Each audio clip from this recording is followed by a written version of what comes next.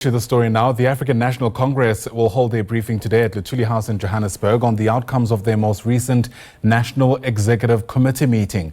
This update is said to be led by Secretary General Fikile Mbalula. Watching developments for us is senior reporter Samkele Maseko, who joins us now live from the ANC's headquarters in Luthuli House. And Samkele, it's been a bit of a stop-start affair for the past couple of hours. People who are watching are wondering if there's anything to read into that.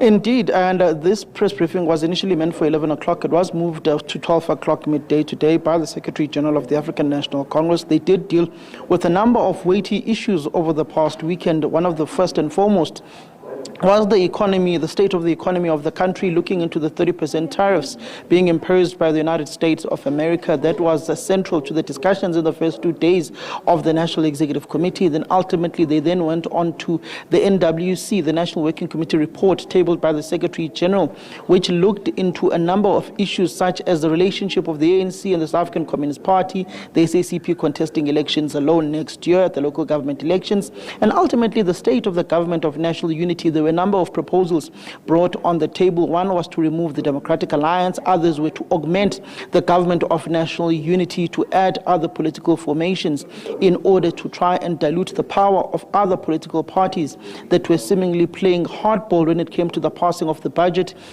and also engaging those other smaller political formations whom were instrumental in the passing of that second budget that the Minister of Finance, Godongwana, tabled in Parliament, that was ultimately scrapped, particularly that looked at the increase of VAT on 0.5% on the first financial year and another 0.5% in the second financial year. Those parties would include your Action SAs and other political formations that are seemingly not within the government of national unity, not within the executive at this point in time, but engaging them to join this government of national unity. There have been murmurs that the ANC is trying to court the economic freedom fighters, but the EFF has been very clear that they will not join any government of national unity that still has the Democratic Alliance and the Freedom Front Plus in it. One wonders what the engagements have been within the past few weeks, but there is that particular push to add more political formations in order not to once again find themselves in another impasse next year when it comes to the passing of the budget and having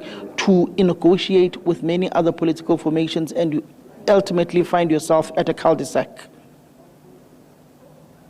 It all goes, especially because there's no real speculating what might come out of that briefing. Samkele Maseko, live to us from Luthuli House in Johannesburg. For now, thanks very much indeed.